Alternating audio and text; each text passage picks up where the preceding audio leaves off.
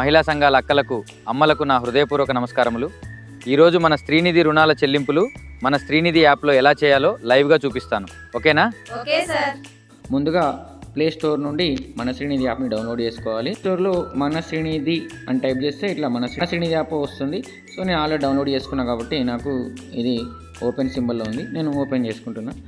So ఇక్కడ మనకు మన శ్రీనిధి యాప్ ఓపెన్ చేయగానే మనకు 3 లాగిన్స్ కనబడతాయి. ఒకటి ఎస్హెచ్ అకౌంటింగ్ లాగిన్, ఒకటి పశువుల కొనుగోలు, ఒకటి వివో. ఇది చిన్న సంఘానికి సంబంధించినటువంటి ఎస్హెచ్ లాగిన్. దీని ద్వారానే మనము లావాదేవీలు అనేది జరపడం జరుగుతుంది. సో ఇక్కడ ఎవరికైతే తెలుగులో క్షుప్తంగా తెలుసుకోవాలనుకుంటే తెలుగు ఉంటుంది. కొంతమందికి ఇంగ్లీషు ప్రావీణ్యం ఉంటుంది కాబట్టి ఇంగ్లీష్లో ఇది ఎస్హెచ్ అకౌంటింగ్ లాగిన్ ఉంటుంది. సో మీకు ఏది కావాలో అది క్లిక్ చేసుకోండి. నేను తెలుగు ద్వారానే మీకు వివరించే ప్రయత్నం చేస్తాను. మొదట మనం ఏం చేయాలంటే ఎస్హెచ్ అకౌంటింగ్ లాగిన్ ఓపెన్ చేయాలి. So SH accounting login open చేయగానే సో ఈ విధంగా ఒక మనకు డాష్ బోర్డ్ వస్తుంది.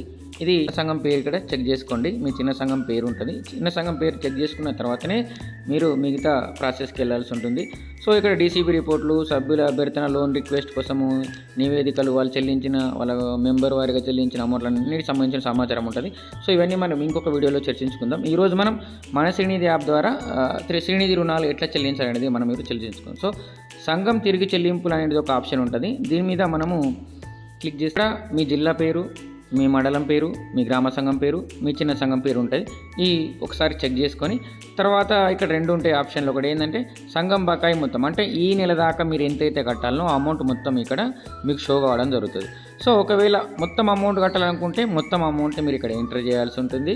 లేదు ఇందులో నుంచి కొంచెమే కడదాం అనుకుంటే కొంచెం. సో నేనైతే ఎట్లా చెల్లించాలి, చెల్లించిన తర్వాత మెంబర్ వారిగా, సభ్యుల వారిగా ఎట్లా అడ్జస్ట్మెంట్ చేసుకోవాలనే ప్రయత్నం నేను చేస్తాను. సో నేను 50 రూపాయలు ఎంటర్ చేశాను. తర్వాత వివరాలు పొందండి ఈ బటన్ పైన క్లిక్ చేయగానే మీకు మీ చిన్న సంఘం సంబంధించినటువంటి ఎవరెవరైతే సభ్యులు తీసుకున్నారో ఆ సభ్యురాలకు సంబంధించినటువంటి రుణాలు ఆ నెల వరకు చెల్లించాల్సినటువంటి బకాయి మొత్తం కనబడుతుంది. సో ఇది మీ గ్రూప్ పేరు, ఎవరెవరు తీసుకుంటారు శ్రీనిధి, ఆ మెంబర్ పేరు, బకాయి ఎంత పడ్డది ఆ నెల దాకా. ఒకవేళ మొత్తం చెల్లించాలనుకుంటే మొత్తం అమౌంట్ ఎంటర్ చేయండి. మొత్తం అమౌంట్ ఎంటర్ చేసింది ఉంది. తర్వాత ఈ బాక్స్లో వస్తుంది 11,228. ఓకే వేసేసేయండి. మళ్ళీ సేమ్ అమౌంట్ 8,166 రూపాయలు చెల్లించాలనుకుంటున్నాను కాబట్టి 8,166 రూపాయలు. ప్రతి మెంబర్కు అమౌంట్ వేసేసిన తర్వాత మీకు బాక్స్ క్లిక్ లాస్ట్కు సభ్యుల వారిగా ఏ మెంబర్ ఎంత కట్టిందో చెక్ చేసేసుకొని ఇక్కడ ప్రివ్యూ సబ్మిషన్ ఉంటుంది. ఈ ప్రివ్యూని సబ్మిట్ చేస్తే ముంగడికి వెళ్తుంది. సో ఇప్పుడు ప్రివ్యూ అనేది మనకు మెంబర్ వారిగా ఏ మెంబర్కి ఎంత అమౌంట్ అయితే మనం అడ్జస్ట్మెంట్ చేసామో ఆ మెంబర్లకు సంబంధించినటువంటి మనకు చూసుకోవడానికి, క్రాస్ చెక్ చేసుకోవడానికి ఇంకో స్క్రీన్ ఓపెన్ అవుతుంది. ఏ మెంబర్ మీద ఏం చేశారు, పొరపాటున ఒక మెంబర్కి వేయాల్సింది ఇంకొక మెంబర్కి వేస్తే ఇక్కడ మీకు ఆప్షన్ ఉంటుంది, రద్దు చేయండి అని ఉంటుంది. ఇది క్లిక్ చేస్తే మీకు బ్యాక్ వచ్చేస్తుంది. మళ్ళీ మీరు ఏ మెంబర్ మీద ఏం చేశారో ఆ మెంబర్ సరి చేసుకోవచ్చు. ఇప్పుడు నేను అన్ని కరెక్ట్ అక్కడ మనం బాక్స్లో ఎంతైతే ఎంటర్ చేసాము అమౌంట్, ఆ అమౌంట్కి ఈ అమౌంట్ టాలీ కావాలి. అయితేనే మీకు ముందరికి కొనసాగుతుంది. లేదంటే అమౌంట్ అనేది తీసుకోవద్దు. మళ్ళీ మీరు వెనకకి వెళ్ళి మళ్ళీ క్రాస్ చెక్ చేసుకోవాల్సి ఉంటుంది. సో నేను ఇప్పుడు అమౌంట్ అంతా కరెక్టే కాబట్టి నేను ఈ విధంగా ప్రివ్యూ క్లిక్ చేసిన తర్వాత మనకు యూపీఐ లావాదేవీలోకి తీసుకెళ్ళడం జరుగుతుంది. యూపీఐ లావాదేవీల మీద మనము క్లిక్ చేయగానే మనకు గూగుల్ పే ఉందా, ఇంకేమైనా యాప్స్ ఉన్నాయా, వాటి ద్వారా శ్రీనిధికి మనం రీపేమెంట్ చేయాల్సి ఉంటుంది. సో నేను ఫోన్పే వాడతాను కాబట్టి ఫోన్పే మీద క్లిక్ చేశాను. ఈ విధంగా ₹2.36 మనకి ఎక్స్ట్రా తీసుకుంటుంది. సో మీరు ఇక్కడ పేమెంట్ మీద క్లిక్ చేసేస్తే ఆటోమేటిక్గా మీకు పేమెంట్ అయిపోతుంది. తర్వాత మీకు రిసిప్ట్ వస్తుంది.